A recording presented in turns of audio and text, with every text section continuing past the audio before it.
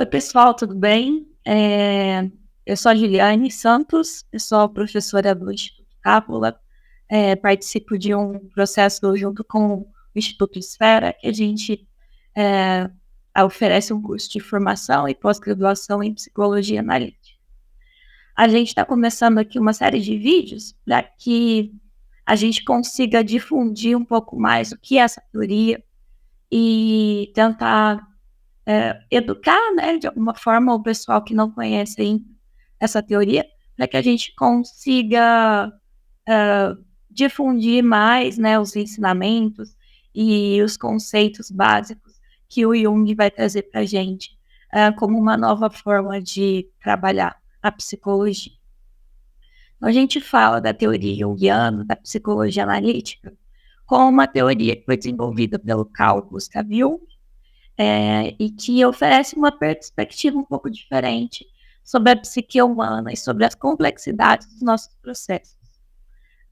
Nesse sentido, a gente está falando de diferenças porque, por mais que às vezes a gente use ferramentas que já estavam presentes em outras teorias, como a psicanálise, ele vai atualizar alguma dessas ferramentas, algum desses conceitos, e vai criar uma linha teórica à parte, uma linha teórica que já não cabe mais no molde de outras teorias. E para a gente iniciar a difusão desse conteúdo, hoje a gente vai conversar um pouco sobre as ferramentas diferentes na psicologia analítica, ou as maneiras diferentes de se usar ferramentas psicológicas que já existiam, por exemplo, na psicanálise.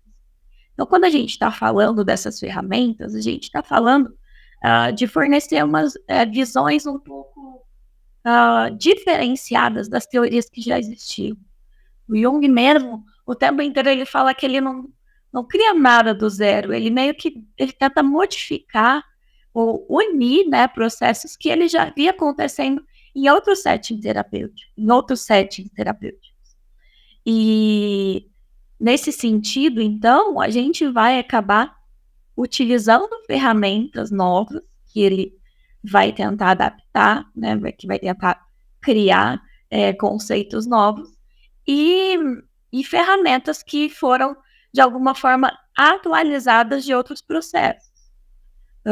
Então, a gente está falando de não descartar outras teorias, de não descartar o que já foi feito até o momento em que o Jung propõe essa nova linha de análise, mas sim de renovar esses processos, de agregar esses processos de uma forma como se a gente conseguisse atender um número maior de pessoas, como se a gente não focasse em uma demanda específica, que é o que ele acredita que outras teorias que tinham efetividade, que eram eficientes no seu tempo, elas se propunham a ir até um certo ponto, então elas não davam conta de todo tipo de existência, ou de todo tipo de demanda que pudesse aparecer num site terapêutico. Então ele vai te falar, bom, vamos tentar criar algo que seja efetivo, que abarque os problemas de uma humanidade inteira, né? No sentido de não excluir nenhum tipo de pessoa, nenhum tipo de demanda da análise junguiana, da psicologia analítica.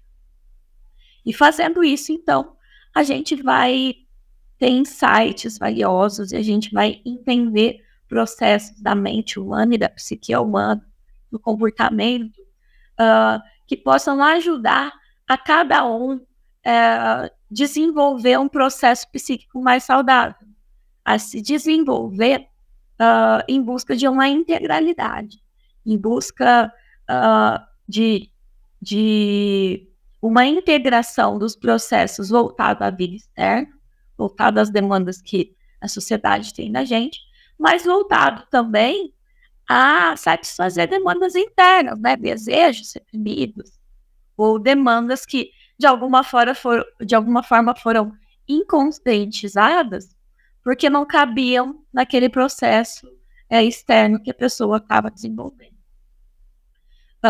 E para para a gente introduzir esse assunto novamente, a gente está tentando fazer uma difusão da teoria, então a gente não vai aprofundar de forma muito específica em nenhum dos tópicos. A gente vai tentar criar um panorama geral, realmente, uma visão mais superficial dos assuntos, para trazer um conhecimento básico. E ao aprofundamento, então, é algo que a gente vai demorar um tempo maior. A gente não consegue aqui, em 40 minutos, 1 hora, esgotar um assunto no processo junguiano de forma que a gente consiga falar: nossa, agora eu passei para vocês tudo que eu tinha para passar sobre isso, né? A gente vai sempre depender de um tempo mais extenso, e é por isso, então, que a gente oferece esse curso de formação de pós-graduação, para que a gente consiga se aprofundar em cada assunto, que a gente tenha um tempo suficiente para esgotar todas as dúvidas que a gente tem sobre o processo, e para que a gente consiga formar realmente um profissional que vá para o mercado de trabalho, entendendo que o processo da psicologia junguiana, né, da psicologia analítica, ele é um processo em que a gente precisa o tempo inteiro estar se reconectando e se adaptando com o nosso próprio processo. A gente vai precisar o tempo inteiro estar atento para como a gente se coloca no set. Vamos ser seres humanos antes de serem analistas, terapeutas, psicoterapeutas. A gente vai se colocar no processo. E para se colocar nesse processo, a gente vai precisar utilizar algumas ferramentas. E essas ferramentas, algumas delas, que a gente vai apresentar aqui hoje como diferencial da psicologia analítica, né? O que difere, então, a psicologia analítica de outras teorias, de outros meios analíticos, né? A gente vai tratar, então, de 4 principais ferramentas que vão ser atualizadas ou modernizadas, ou adaptadas, ou, de alguma forma, reformuladas no processo analítico. A gente vai falar da tipificação psicológica, a gente vai falar de arquétipos, né, do conceito da criação dos arquétipos, e de como isso vai ajudar a gente no setting terapêutico. A gente vai falar sobre a análise dos sonhos, que também não é uma novidade, a gente já via isso, por exemplo, dentro das teorias freudianas e da psicanálise. E a gente vai falar também da teoria dos complexos, que também já é difundida na psicanálise, mas que com Jung vai trazer algumas atualizações, algumas diferenciações da teoria psicanalítica. Até mesmo porque, se a gente estivesse tratando dos mesmos conceitos idênticos, não seria necessário, então, a gente criar uma nova teoria para falar sobre a mesma coisa. Dar um novo nome para algo que já existe.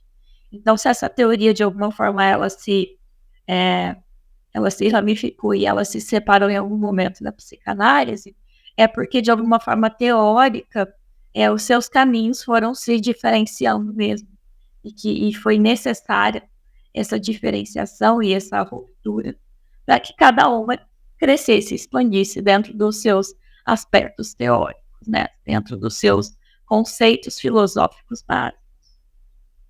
Então, adentrando no primeiro tópico, a gente falaria que uma das ferramentas inovadoras que o Jung vai trazer para a gente é a tipificação psicológica. Mas existem outras teorias que já fizeram essa tipificação. Sim, existem inúmeras maneiras de se tipificar psicologicamente uma pessoa, mas o Jung vai criar a própria maneira de identificar esses tipos psicológicos. Essa maneira própria vai ser uma maneira que vai falar um pouco das tendências naturais de cada pessoa, e na maneira como ela vai direcionar a sua energia para o mundo ao seu redor. Então, a gente vai falar de como a pessoa se enxerga e de como a pessoa se coloca no mundo. como a pessoa tanto faz o caminho de atender processos individuais, subjetivos, mas atender demandas externas, né? Demandas culturais, sociais, familiares. Então, a gente está falando de uma tipificação psicológica que vai tentar trazer basicamente para a gente uma forma de entender a vivência do outro, sendo essa vivência diferente da nossa. Por que o Jung acha, então, que é necessário a gente criar uma nova teoria de tipificação? Porque ele entende que, primeiro, para a gente conseguir estabelecer uma relação com o outro, a gente precisa entender qual que é a linguagem do outro. E essa linguagem do outro não é necessariamente uma linguagem cultural, né? Por exemplo, a língua portuguesa, ou a língua inglesa, ou qualquer outro tipo de linguagem. A linguagem de acesso do outro, ela vai passar também por entender como é a visão de mundo desse outro. Não só pelas suas experiências, mas pelas tendências naturais que ela vai ter a direcionar o olhar psíquico dela. Como se a gente estivesse explicando quase uma teoria da semiótica e de entender que o referencial de onde a gente olha um objeto, para onde a gente olha certa situação, nos dá uma referência daquela experiência a partir daquele ponto específico. E não uma visão ampla, geral e absoluta da situação. Tendo, então, esse processo de ter a subjetividade do olhar, a gente vai precisar primeiro se educar para entender de onde o outro está olhando, para não ficar preso na nossa própria experiência, para não ficar preso na nossa própria maneira de olhar o mundo. Então, ele vai criar duas atitudes básicas, que seriam a atitude extrovertida e introvertida, e 4 funções psicológicas principais, que seriam o pensamento, o sentimento, a sensação e a intuição. Essas divisões, essas atitudes básicas, a introversão e a extroversão, elas são contrapostas no sentido de que uma vai estar direcionada para as relações em primeiro lugar. Então, a gente vai estar sempre tendo como princípio de ação o que o outro espera da gente, o que as relações esperam da gente.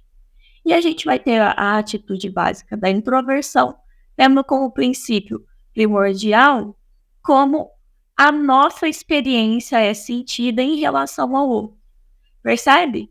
Que são contrapostas porque o objeto quando a gente fala, não o objeto material, mas o objeto sendo o outro, né?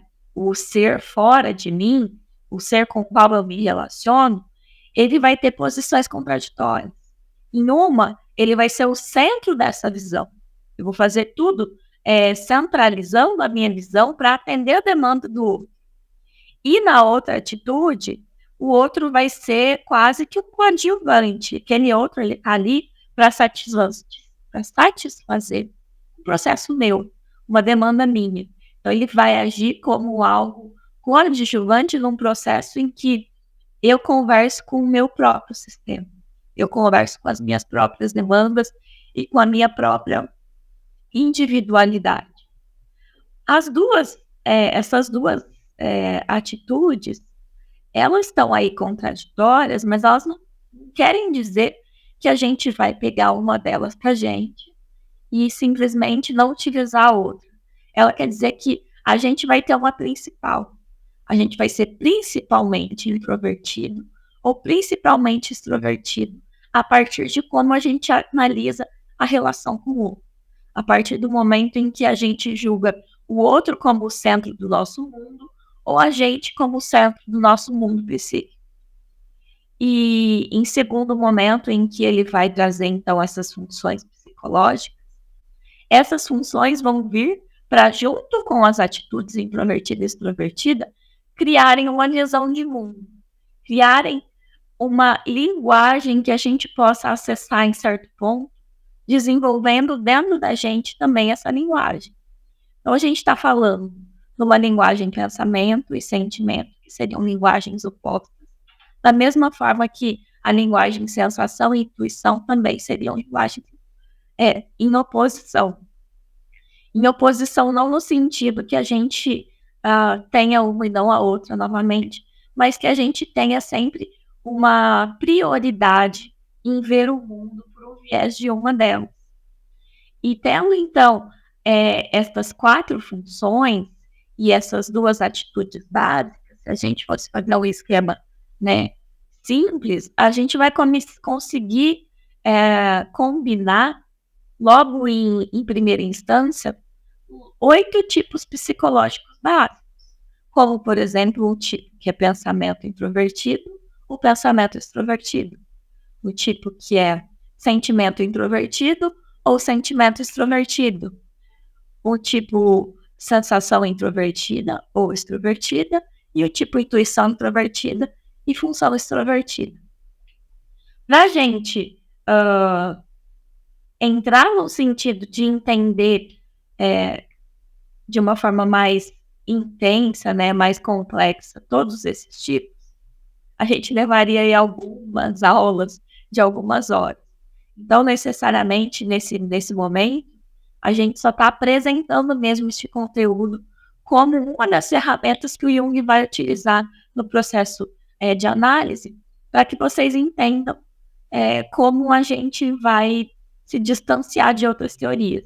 A partir desse tipo de psicológico, né, dessa tipificação, que não é um diagnóstico, tá? A gente não está aqui preocupado em diagnosticar a pessoa como sendo um tipo ou outro, mas sim ter, de alguma forma, um norteamento de como a gente pode acessar as demandas dessa pessoa.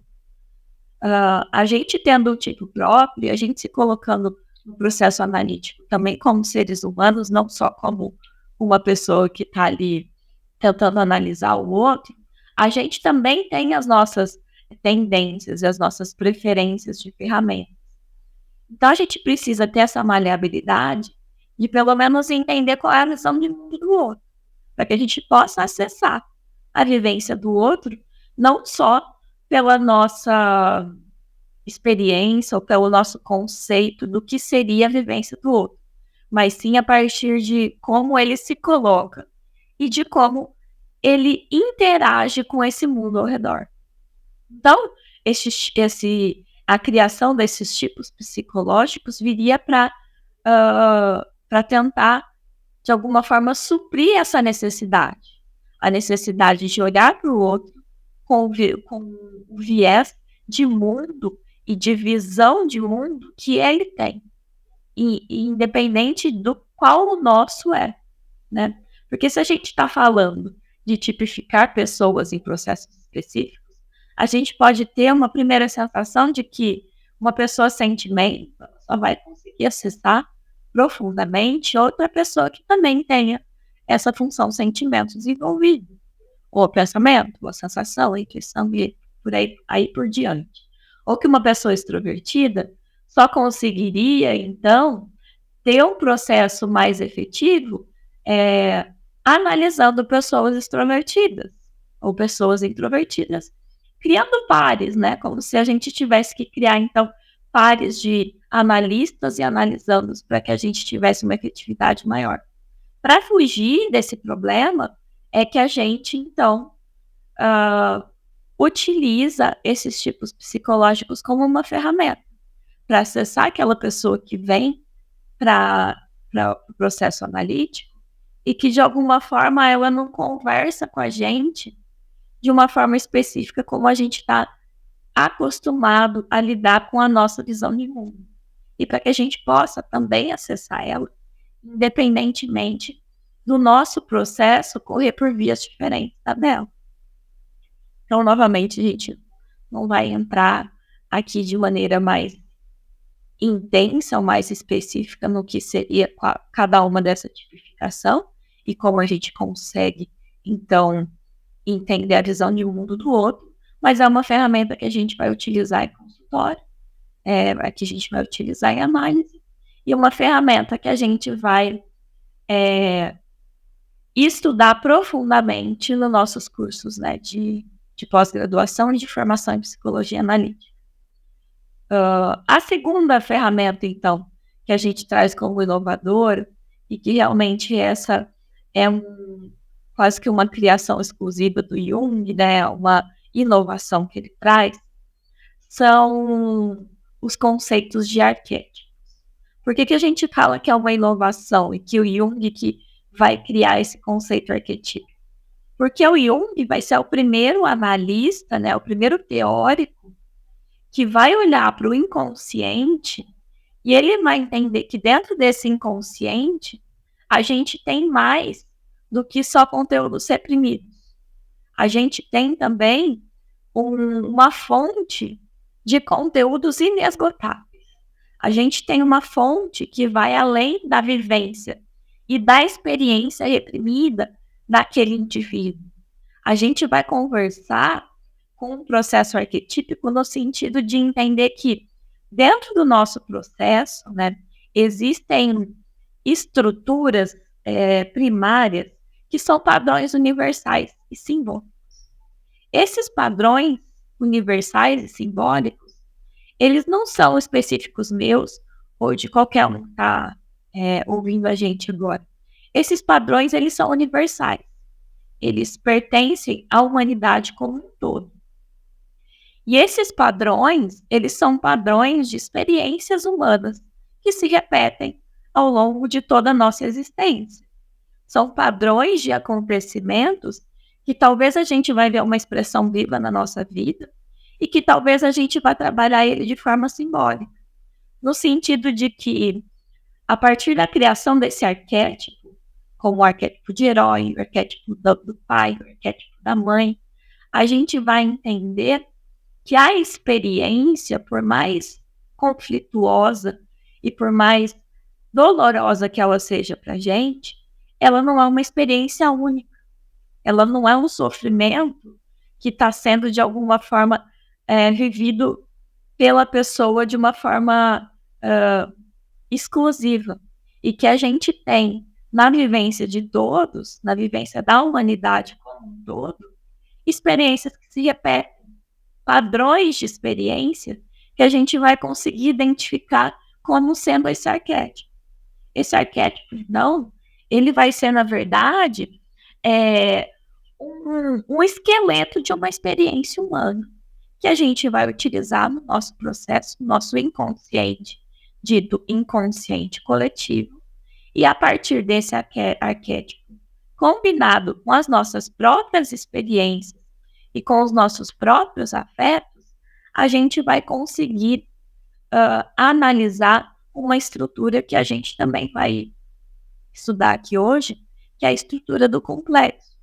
Então, o arquétipo seria uma unidade de experiência humana que a gente tem no nosso inconsciente coletivo e que todo mundo consegue acessar de certa forma, novamente, não consciente. Então, a gente não está falando aqui, por exemplo, de ativar o arquétipo do herói, ativar o arquétipo do pai, da mãe, do salvador, mas sim no sentido de acessar o conteúdo da experiência que ele traz para a gente. E o acesso a esse arquétipo, ele não é um acesso consciente, não é algo que a gente vai conseguir escolher quando acessar ou não. É algo que o nosso processo inconsciente vai, a partir da nossa experiência, dos nossos afetos e do desenvolvimento da nossa própria psique, atualizar de uma forma que ele seja uma parte integrante de um dos nossos complexos. E quando a gente fala em complexo, a gente vai falar, daqui a pouco a gente vai entender isso não só como uma figura doente, tá? O complexo, ele não vai ser algo sintomático. Ele pode, sim, em alguns momentos, trazer manifestações sintomáticas, mas o complexo, ele vai ser uma unidade quase celular de criação de todo o nosso processo psíquico como um todo. Então, quando a gente está falando da utilização desses arquétipos, desses padrões universais, a gente vai utilizar ele de uma forma simbólica. A gente vai acessar ele de forma simbólica. Então, a gente vai conseguir, dentro desses arquétipos, a representação de temas comuns, encontrados em todas as vivências humanas. Então, a gente vai encontrar a representação desses temas em mitos, em contos de fadas, em religiões, em lendas, em literatura, até trazendo aspectos mais modernos, a gente pode encontrar esses elementos arquetípicos em filmes, em séries, em ficções, em todo tipo, em músicas, em todo tipo de produção humana que vai trazer uma linguagem simbólica e que venha, de alguma forma, comunicar uma experiência humana.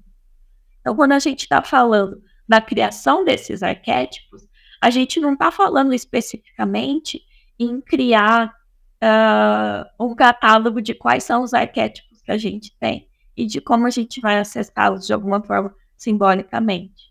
Qualquer experiência humana, ela pode ser identificada como um símbolo arquetípico. E ela vai ter, então, seus pares em outras vivências humanas. Se a gente pegar, por exemplo, aspectos mitológicos, a gente tem experiências mitológicas romanas e gregas que vão falar das mesmas figuras, vão dar o mesmo nome a experiências que, de alguma forma, são complementares, né? Que elas são irmãs, que elas são gêmeas, que elas falam sobre a mesma experiência, que elas falam sobre os mesmos desafios e sobre os mesmos conflitos vivenciados por essas figuras. Então, quando a gente está falando de arquétipo, a gente não está escolhendo especificamente uma cultura e trazendo todos os arquétipos dela. A gente pode acessar esses padrões universalmente. Não é porque eu sou brasileira e que eu estou inserida num contexto brasileiro que os meus processos arquetípicos, que o meu simbolismo, ele vai, de alguma forma, se restringir à vivência do simbólico brasileiro. Eu posso muito bem acessar o simbólico de outras culturas, de outras religiões, de outras civilizações, sem que eu sequer tenha consciência, ou que eu tenha conscientemente entendimento de ter em algum momento da minha vida aprendido aquele conteúdo. Por isso que a gente está falando desta inovação do Jung, porque ele vai entender o nosso processo inconsciente não só mais como um porão de experiências subjetivas e individuais que a gente vai colocando lá porque a gente quer, de alguma forma, não lidar com ela de forma consciente. A gente está lidando com um novo conceito de inconsciente que vai abarcar também uma produção própria, que vai abarcar uma autonomia na geração de conteúdos. Então, a gente pode lidar com conteúdos que vão ser problemáticos na nossa existência sem que a gente se dê conta de algum dia ter vivido algum trauma específico ligado a esse conteúdo. E isso dá para a gente, então, um novo cenário de análise desse inconsciente. A gente abre outros processos para se entender esse inconsciente além da repressão de conteúdos do nosso dia a dia, que de alguma forma não queriam ser acessados pelo nosso eu consciente. Entendendo, então, que este conceito de inconsciente ele vai ser atualizado pela teoria junguiana, não seria de se espantar se a gente tivesse que atualizar outras ferramentas também, como, por exemplo, a ferramenta da análise dos sonhos. A análise dos sonhos, a gente já tem familiaridade com ela, de alguma maneira, pelos processos de outras teorias que também vão lidar com o inconsciente, né?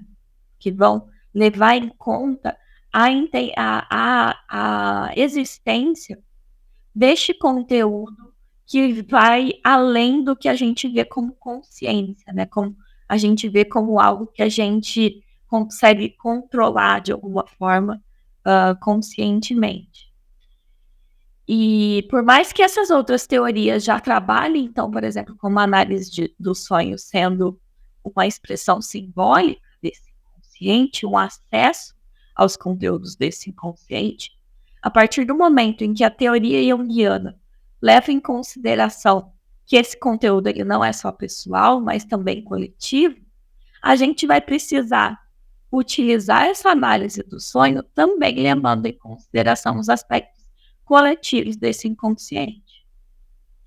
Então, na teoria junguiana, a gente vai ter o sonho sendo considerado uma expressão simbólica desse inconsciente, que vai revelar conteúdos e aspectos da psique, que eles estão fora da consciência do indivíduo, mas que eles também podem pegar conteúdos que vão além do nosso processo individual,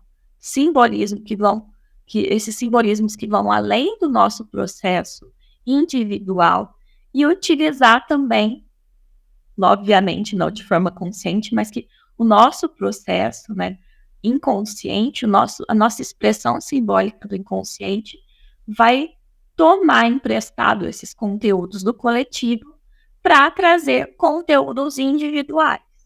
Então, a gente não está falando aqui que necessariamente acessar conteúdos simbólicos do coletivo vai trazer para a gente experiências do coletivo, mas sim vão ser quase que um destacamento da nossa vivência trazida pelo conteúdo coletivo para que a gente possa ter um olhar distanciado desse conteúdo. Então, não é à toa que a gente vai tomar emprestado esses arquétipos e esses conteúdos que não são nossos para que essa produção venha à tona.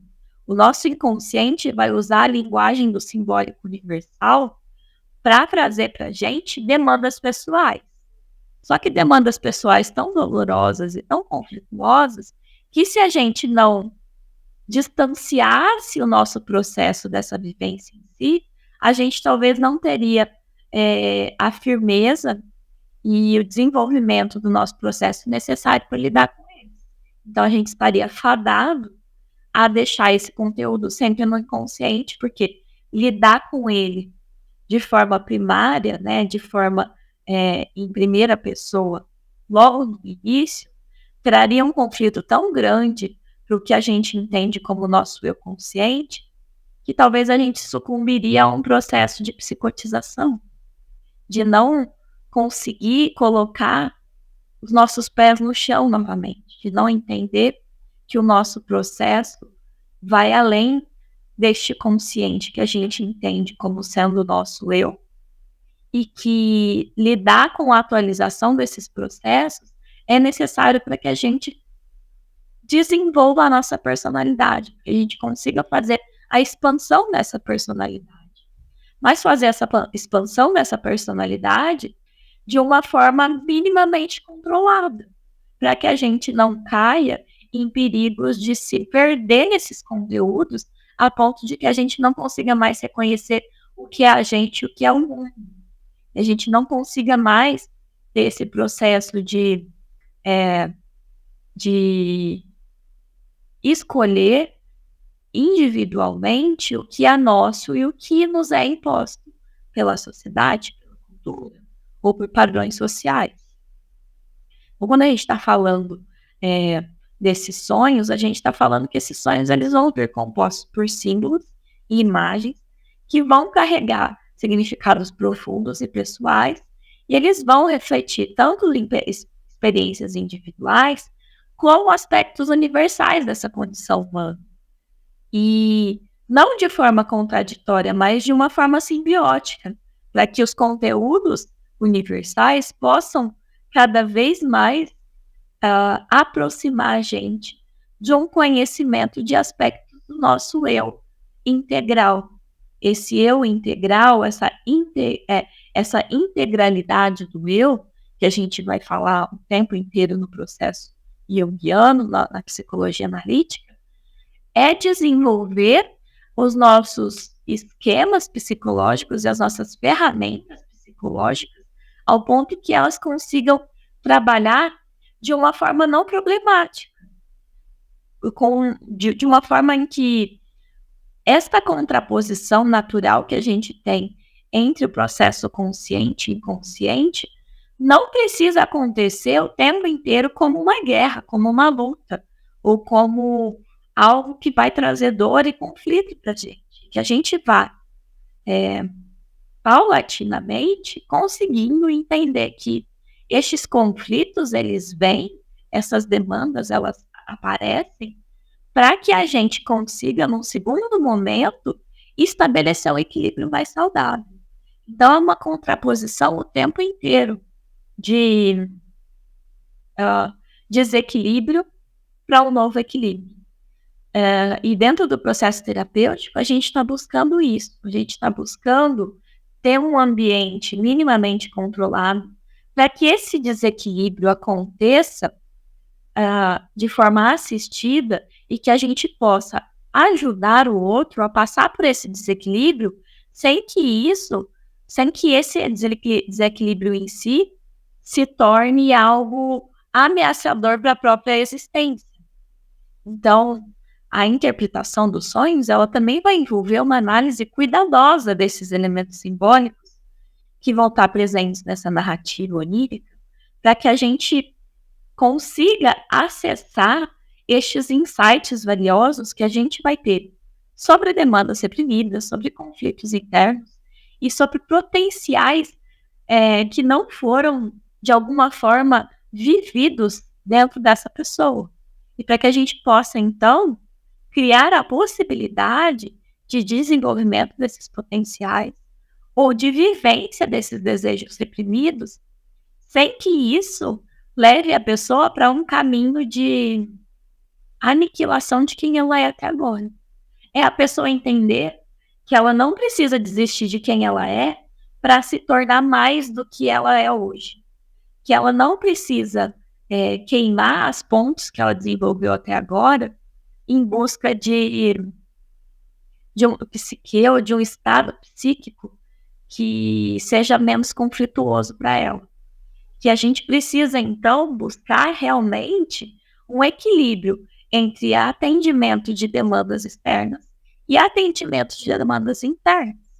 E essas demandas internas, muitas vezes a gente vai ter insights sobre elas através dessa análise do inconsciente. A análise, então, desses processos que vão além do que a gente entende pelo nosso eu consciente aqui. Eu falando com vocês, estou acessando processos do meu eu consciente. Mas, ao mesmo tempo, existem outros processos inconscientes que estão aqui agindo e que estão aqui se reagrupando, se reorganizando e criando atualizações no meu desenvolvimento psíquico. O tempo inteiro em que a gente está vivendo e que a gente está, de alguma forma, se relacionando com o outro ou se relacionando com as nossas demandas, a gente está atualizando a nossa vivência e a gente está desenvolvendo o nosso processo psíquico. A gente está tentando se individuar. E essa tentativa de se individuar, ela não pode ser confundida com uma tentativa de se individualizar. É algo que a gente sempre vai tocar de forma também muito específica no processo da psicologia analítica. A gente não está buscando o destacamento do indivíduo, a gente não está buscando levar o indivíduo para uma excentricidade do que seria ela pura e fora dos processos sociais, culturais e relacionais. Pelo contrário, a gente está buscando que dentro dessas demandas que a gente precisa atender para que a gente se sinta parte de um coletivo, que a gente se sinta integrante de um coletivo, de uma sociedade, para que a gente consiga achar espaço também para um atendimento de demandas pessoais. E que a gente não precisa o tempo inteiro escolher um especificamente. Porque o que acontece, né, na maioria dos casos, é que as pessoas elas vão sempre para polos extremos. Ou a pessoa ela está muito adaptada ao externo e, portanto, tudo que ela faz é voltado a atender demandas externas, ou ela está muito adaptada a processos internos e tudo que ela faz é voltado a atender demandas internas. E essas polarizações, elas não são vistas como processos saudáveis. Então, quando a gente está falando de individuação, a gente não está buscando levar a pessoa para a polarização de atender só as demandas específicas e individuais do processo dela, mas entender que ela pode, sim, atender demandas específicas dela e atender demandas também sociais. E que o equilíbrio desse processo seria essa adaptação em conjunto das demandas. Então, que a gente conseguiria, quase que tentando equilibrar uma balança, atender um pouco de cada, de uma maneira em que a gente consiga se individualizar, mas também não se perdendo do que é o coletivo, do que é a humanidade, do que é o processo de viver em sociedade, porque, querendo ou não, isso é uma realidade externa da nossa psique. E por mais que a gente tenha os nossos processos voltados a processos internos, a gente precisa viver essa realidade no mundo externo. Então, não faria sentido a gente buscar recolher a pessoa em processos internos e retirar ela do mundo e dessa vivência com o outro, né? A gente não está buscando utopicamente levar a pessoa a ser aquilo que ela é em essência, destacada da humanidade. A gente está buscando um equilíbrio que possa fazer ela se sentir tanto pertencente a um coletivo, quanto aterrada às próprias demandas dela. Como se ela conseguisse, então, atender processos que vão falar muito mais do que ela quer ser no mundo e também a partir do atendimento dessa demanda, conseguir entender como ela pode, a partir do desenvolvimento desse processo individual, atender demandas coletivas. E não necessariamente essas demandas vão ser algo que a gente vai ter que escolher. A gente pode adaptar ela para que, de alguma forma, ela faça sentido num processo social, num processo coletivo. E é esse processo, então, de individuação que a gente busca no processo analítico, na psicologia analítica. Trazer esse equilíbrio saudável entre o externo e o interno, entre as demandas pessoais e coletivas. E ainda, né, dentro do mesmo processo de entender as diferenças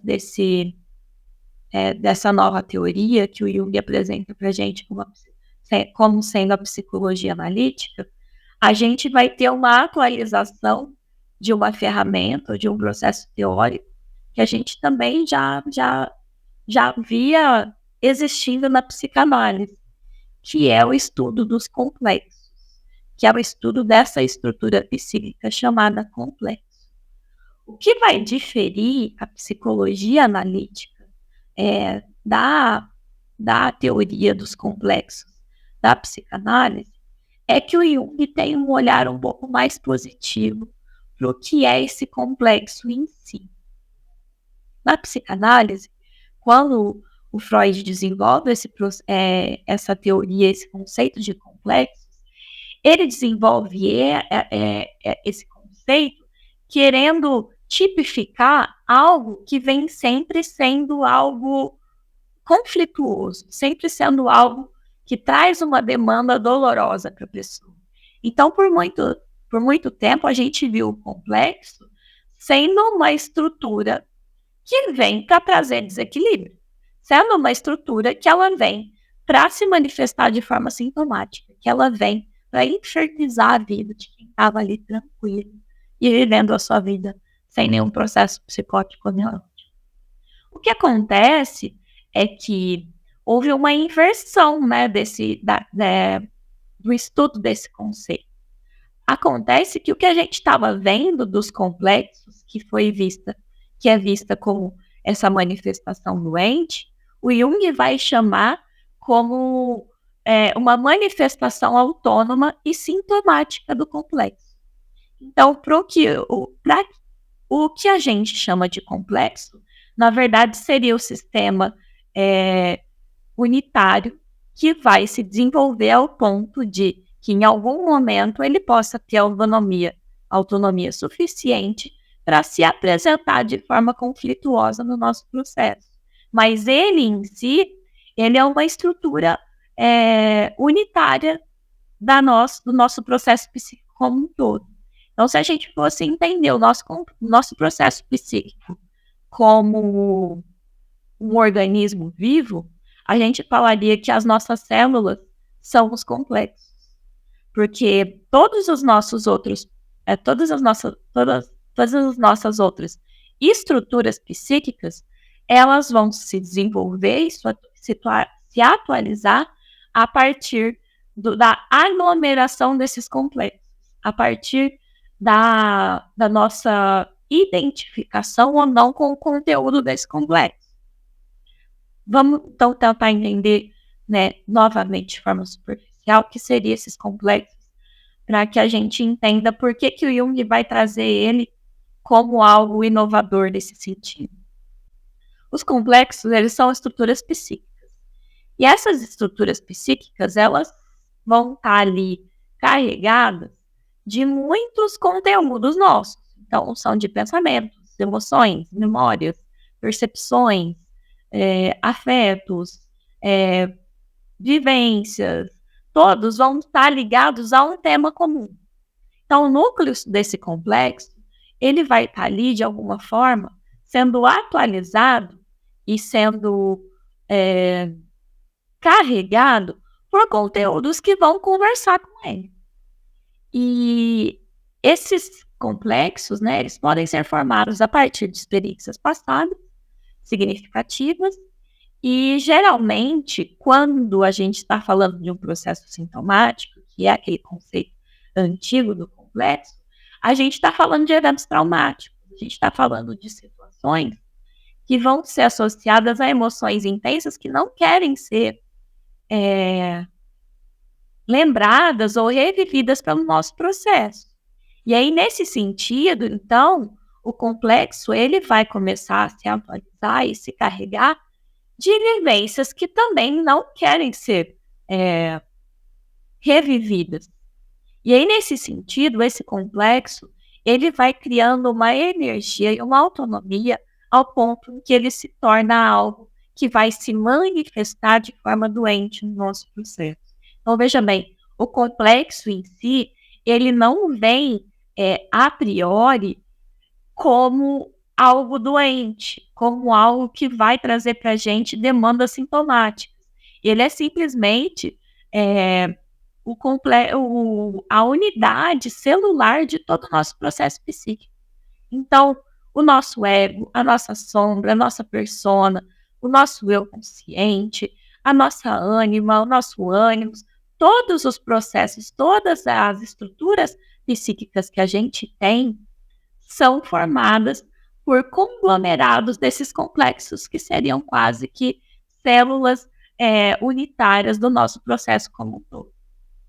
O que acontece, então, é que a gente vai ter, a partir dessa nova visão positiva sobre o complexo, uma nova ferramenta de análise também. Porque a gente vai, a partir dessa atualização do conceito que o Jung vai trazer, a gente vai começar a não querer mais acabar com o complexo, extirpar o complexo. A gente vai entender que esse complexo ele sempre vai existir. O máximo que a gente pode fazer é conseguir trabalhar ele ao ponto de que a gente consiga ressignificar essa experiência, então transformar em algo não conflituoso e conseguir conversar diretamente com o conteúdo desse complexo de forma consciente. Então, quando a gente vê ele se manifestar de forma sintomática, a gente olha para esse sintoma e fala: o que esse sintoma está querendo me dizer? O que eu posso aprender a partir da sintomatização dessa estrutura complexa que está se manifestando nesse momento? E aí a gente abre um caminho para desenvolver um processo analítico que vai além de querer reprimir um sintoma. Como outras teorias antigamente acabavam se preocupando como sendo o objetivo final da terapia. O objetivo final da terapia, a pessoa vem com um sintoma neurótico. O objetivo não é entender por que esse sintoma neurótico está se manifestando, é acabar com o sintoma. E acabando com esse sintoma, na verdade, pode ser que a gente está simplesmente reprimindo uma manifestação do complexo, mas que se ele não foi realmente trabalhado e conscientizado, esse sintoma ele vai transmutar em outro e ele vai aparecer novamente. Ele vai querer novamente trazer o conflito para a consciência daquele conteúdo que quer vir à tona.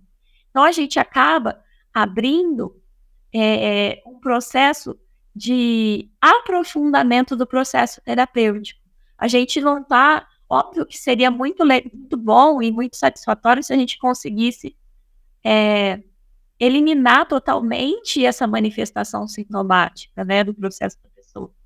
Mas não é esse o objetivo. O objetivo é que a gente consiga conversar com esse sintoma e não deixar que esse sintoma tenha energia suficiente para estancar o desenvolvimento do nosso processo.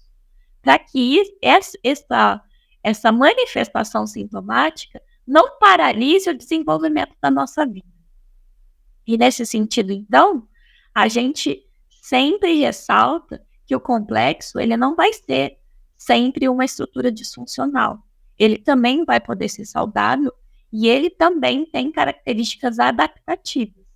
Então, a gente vai conseguir ter uma expansão desse conceito no sentido de não ficar buscando no nosso próprio processo estruturas que são doentes e estruturas que são salvadoras. A gente não está tentando buscar separar o joio do trigo no nosso processo terapêutico.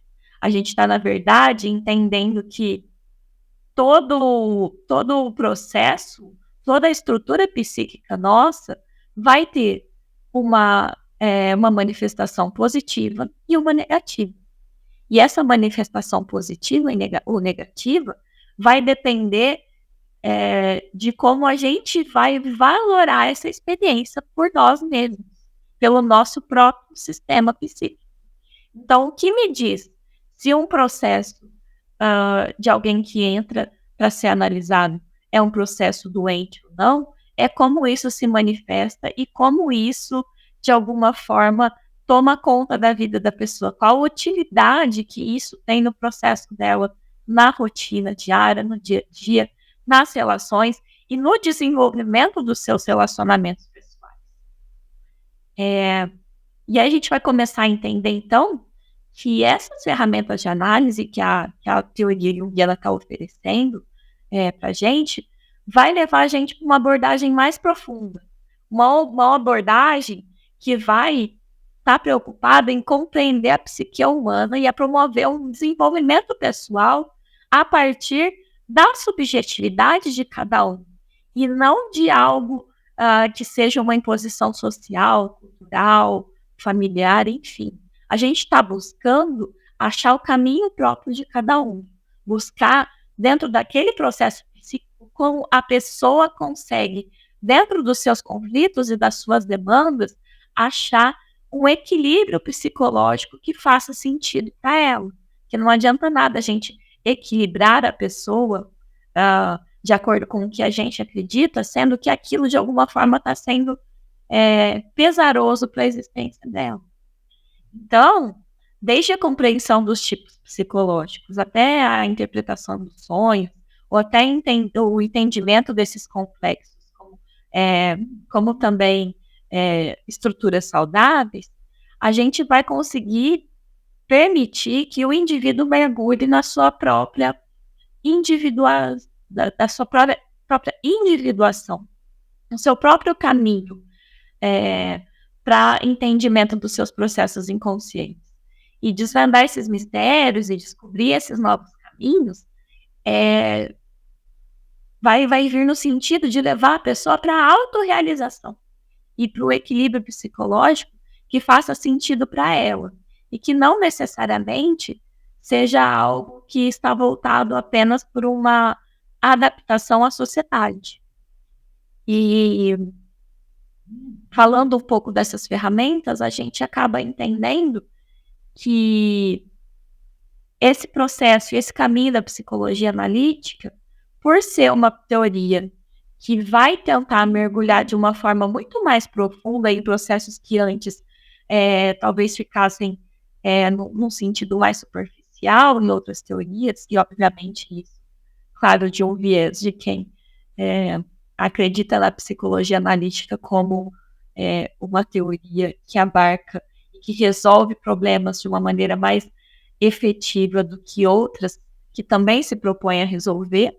Obviamente que isso também é uma visão subjetiva de quem está falando, e eu, como uma professora e como uma pessoa que me